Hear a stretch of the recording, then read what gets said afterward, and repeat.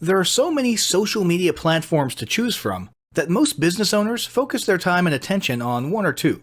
When deciding which sites are best to brand and market your business, you can't forget the visually engaging pins and boards found on Pinterest. There's a few standout ways in which Pinterest varies from other social media sites. While you can follow users and they can follow you, it's not about friends and followers.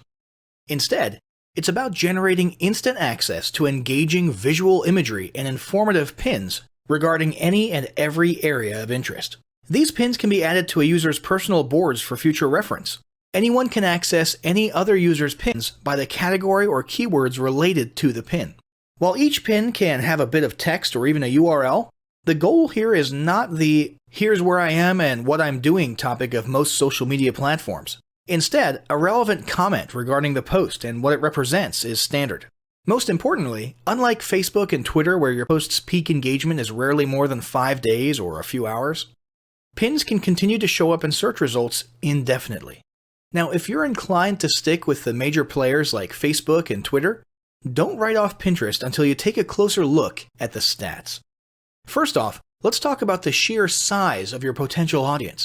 Pinterest boasts an insane 150 million active users. Yeah, you heard that right. 70 million of those are in the US, with 80 million outside the US. As can be expected, Pinterest activity is proportionately astronomical. There are over 75 billion pins, which have been posted to over 1 billion public and private user boards. Over 2 billion shopping pins are posted daily. 87% of users make purchases after seeing products or services on Pinterest, and 93% use it with an eventual purchase, online or offline, as their primary goal. Which makes Pinterest a no-brainer platform for those seeking to sell goods and services to a shopping-minded audience. And 72% of users make offline purchasing decisions based on Pinterest content. So it's not just a goldmine for online businesses. The average Pinterest user session is just over 14 minutes, which is very impressive when you compare that to most other social media platforms. 14 million rich pin articles are posted every day, and a whopping 5% of all web traffic comes from Pinterest. 80% of Pinterest users access the site from a mobile device, so mobile marketing and mobile-friendly content is very important here. And 2 out of 3 pins are posted by businesses or brands, so you've got some competition, which is actually a very good indicator for how profitable Pinterest can be. Oh, and if you happen to be in the culinary niche, guess what? There are over 1.7 billion recipes on Pinterest. As for your audience makeup, 81% of Pinterest users are women, so the Pinterest is for girls stereotype clearly has some truth to it, at least from a market research perspective. But don't worry, if your target audience is males, the percentage of males on the site is increasing rapidly, making up about 40% of new users recently. In case you were wondering, the most popular categories for these new male Pinterest users are technology, food, and drink. Big surprise, right? As for age, millennials are using Pinterest just as much as Instagram. The median age of users is 40 years old, but the most active pinners are under the age of 40. So now that we've established why you should definitely be marketing on Pinterest, let's talk about some Pinterest goals.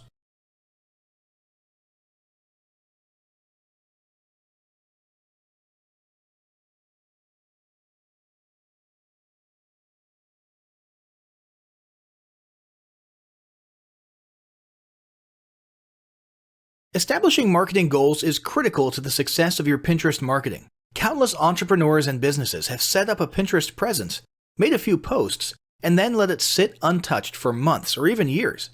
This is usually due to a lack or absence of goals. So, before you even begin establishing any sort of Pinterest presence strategy, you need to establish clear marketing goals. Your goals should be specific, measurable, and attainable. They can be long-term, short-term, or a mix of both. Deadlines and milestones can be helpful as well. I want to increase my social following would be an example of a bad goal that will likely result in your marketing efforts petering out after a while, because there's no specific milestones. I want to gain 1,000 likes by Christmas is an example of a good goal. It's specific, measurable, and certainly attainable. Below are some examples of the various goal categories you might be interested in for Pinterest. First up, traffic to website. And here we're talking about sales, leads, or content marketing. Probably one of the most popular goals of Pinterest marketing is to funnel your Pinterest traffic back to your own web properties. After all, most businesses don't do business on Pinterest per se. You're leveraging Pinterest to obtain traffic and convert that Pinterest traffic into brand followers, leads, prospects, and customers. So maybe your goal is to get people to a landing page with a free offer where they can subscribe to your list and become a lead. Maybe they're being sent to a sales page or an e-commerce store. Maybe you just want to do some content marketing and send them to your blog. Whatever the case, the end goal for a lot of businesses will likely be bringing Pinterest traffic away from Pinterest and over to their own web properties. Next up, there's social following, or Pinterest as autoresponder. In this goal category, your aim is to build a large number of followers. The reason we also refer to this as Pinterest as autoresponder is because the main sought-after benefit here is to increase the number of people who will see your pins in their home feeds. In this sense, your Pinterest posts become similar to sending out email broadcasts via your autoresponder. If you grow a large enough community, this can be very beneficial and turn into a huge source of free organic traffic for your business. Next, passive presence.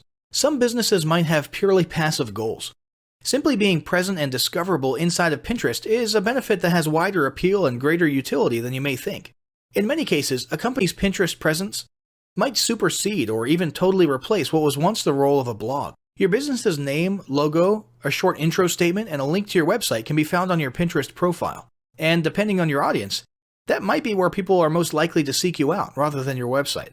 Much like a blog, people can see your boards and recent pins. This same approach can also be used for events, communities, and brands. Next up, brand awareness. Another goal that's less thought about might be spreading brand awareness and recognition. If you're just starting out, there's a good chance your brand might be in need of a jump start. If nobody's ever heard of you, a great way to increase recognition is to simply pin and share unique, helpful, or entertaining content and get your name, logo, and overall brand identity in front of as many people as possible, as many times as possible. If this is your goal, you want to avoid being salesy in the beginning. Ensure you're focused almost entirely on posting helpful, relevant, or entertaining content.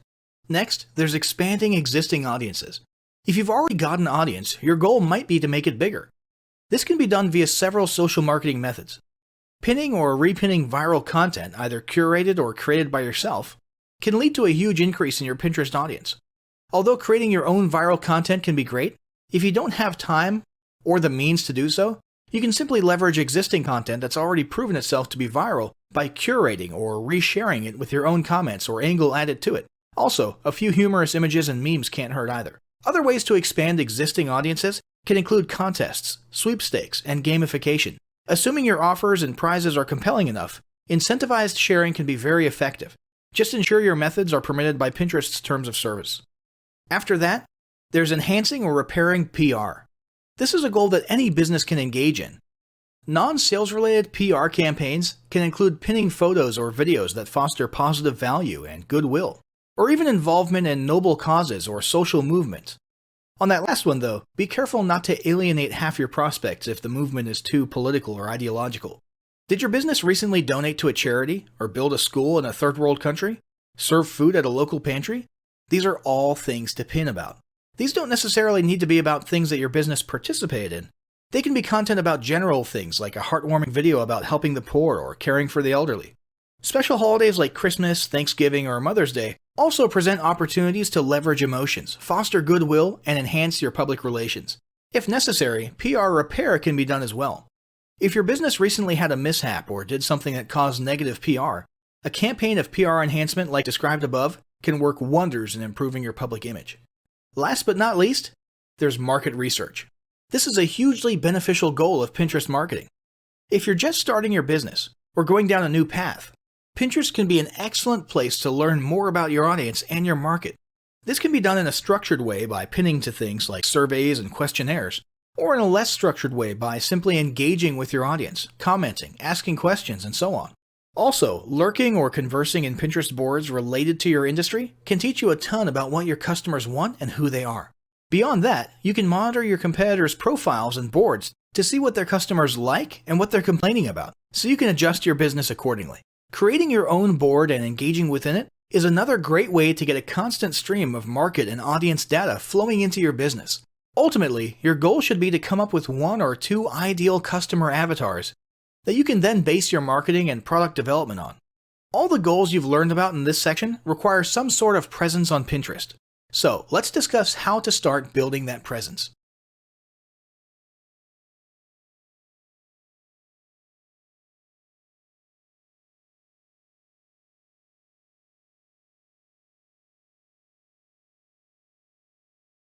First, let's talk about setting up your Pinterest profile. Pinterest profiles are short and sweet, but don't underestimate the importance of a quality profile. Ideally, your Pinterest account should be your business name, if it's not already taken. If already taken, get as close as possible. Or if your business is one that doesn't seem pin-conducive, like a bank or a credit union, create a business Pinterest page for an adjacent topic. Using a bank as an example, you could create a page that focuses on shameless money-saving tips. Add a clean and clear profile image. In most cases, your business logo is appropriate. However, if your logo doesn't fit well, have it redesigned to fit or substitute it with a best-selling product or even your founder or CEO's headshot. Be sure to add your website homepage URL so that anyone who finds their way to your profile page can easily be redirected. Fill out your location, where you're based or your service area. Fill out a short and engaging About Me section, letting visitors know what makes your brand unique. Next, let's talk about creating a Pinterest strategy. As with all methods of online or offline marketing, you must have a strategy in place. Since each social media site is unique, your strategy also must be unique to Pinterest. In other words, you can't just pre-schedule the exact same posts to Instagram, Pinterest, Facebook, and Twitter. That's not to say that there can't be some overlap, but each site is utilized for different purposes, so your content and strategy must reflect your purpose. Your first step will be to set some clear, specific, and measurable goals, as we discussed earlier. To begin with, you need to build your foundation. This means investing in creating an organized and relevant category of boards for both your shared pins and your original pins. Then you need to begin posting regularly to build your followers and number of pins. Once you have a foundation, continue posting at least 3 to 5 times a week with the goal of getting your website traffic from Pinterest at or above the average of 5%.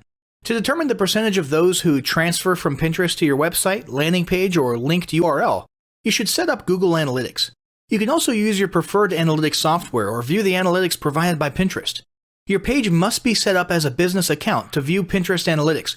What you're looking for is which pins do the best so that you can create similar yet unique pins. Let's talk about setting up rich pins. Rich pins simply mean that you can provide in-depth context about your pin. There are currently 4 rich pin options: app, product, recipe, and article. For example, a product-rich pin could automate the current price featured on your website and might let the customer know if the product is in stock. You need to apply for rich pins, which is fast and approval is easy. Pinterest really just needs to verify that you're legitimate and that you have the basic metadata requirements. Next, there's promoted pins. The focus of this marketing guide is to help you design an organic Pinterest marketing plan, but we do want to make sure you're aware of all of your options. If you want to hyper-target your demographic, you can invest in paid promoted pins. Promoted pins increase engagement by 2 to 5% and drive more targeted traffic directly to your website or sales funnel or opt-in page. Your pay-per-click promoted pins offer advanced analytics and tips on what similar competitors are bidding on and which products are currently trending. The primary benefit of Pinterest paid advertising is that the cost per click is much lower than Google PPC. In most cases, you can bid under 50 cents per click and generate impressive conversions. Selecting your keywords is also far more intuitive.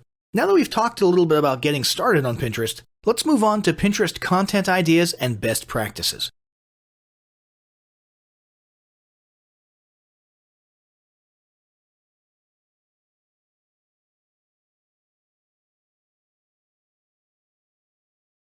Currently, the most popular categories on Pinterest are fashion, home and garden, food and beverage, and beauty.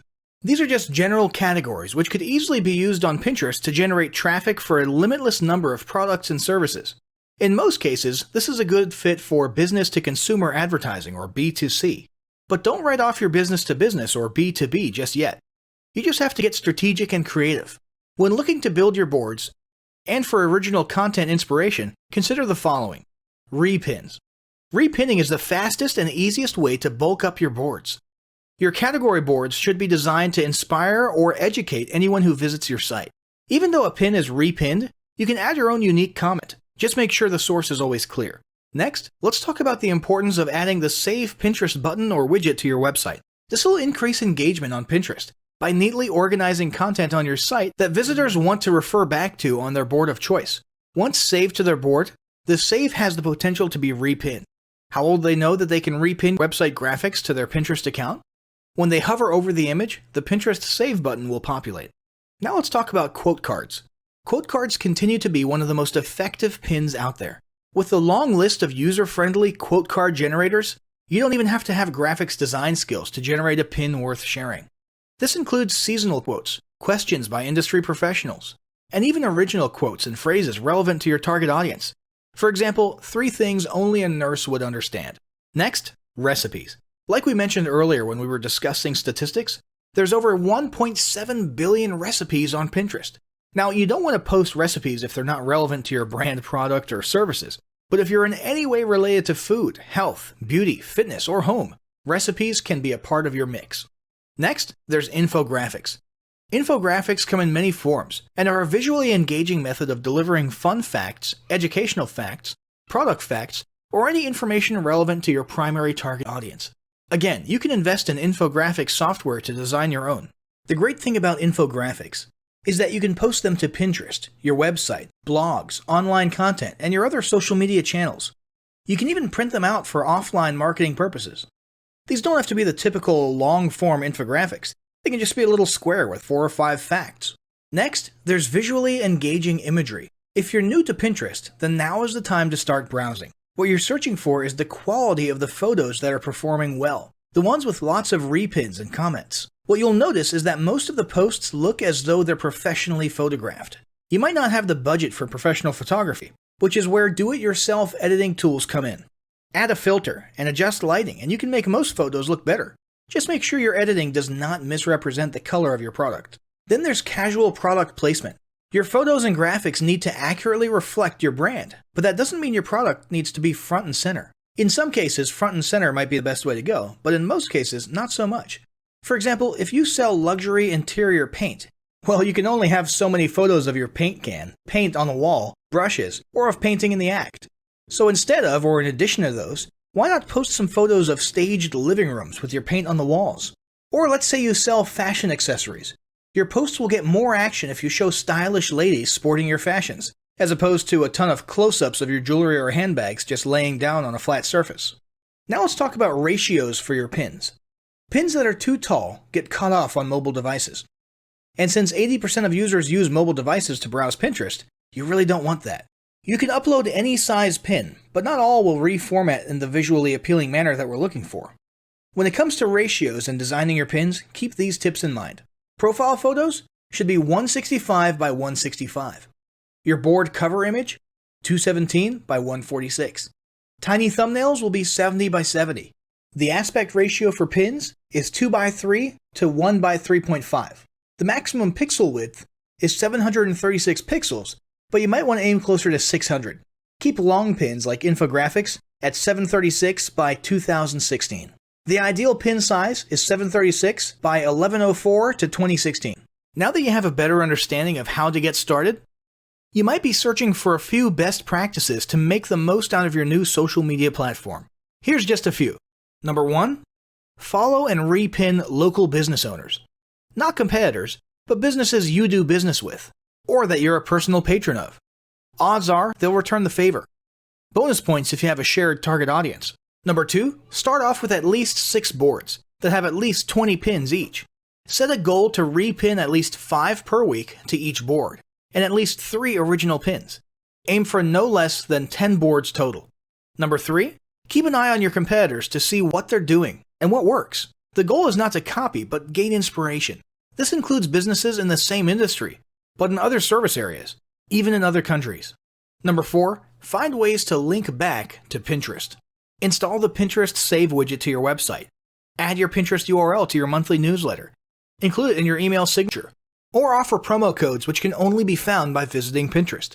Number 5, while your clients can't pin to your board, you can create offline and online incentives where the winner will be featured on your social media. For example, you could provide a prize, including a celebratory pin on Pinterest, as an incentive to the 50th customer who posts creative use of product on social media. Number 6, make a short list of restaurants, businesses, and brands who excel on Pinterest. Regardless of their industry, they have at least a few methods you can test. If you're not sure where to begin, simply type top pins or top add your industry pins into the Pinterest search bar to see what populates. Number 7, don't utilize Pinterest to spam your followers, but feel free to send direct messages to those who leave comments. Pinterest success will not occur overnight, but with steady activity and engagement, your organic marketing will begin to drive quality leads to your business, website, and sales funnels. Now, as great as all this info is, it's not going to be of any use to you or your business if you don't apply what you've learned. So, roll up your sleeves and get ready to execute the steps in the following battle plan. Step 1. Spend an hour brainstorming your Pinterest marketing goals. Step 2. Think about what kind of boards and pins are most useful for your business or niche and develop a content plan. Step 3. Take 15 minutes to create and optimize a Pinterest account and at least 6 boards in accordance with what you learned in this guide. Step 4. Start filling your boards with pins, at least 5 each for starters, and begin implementing the best practices we discussed earlier.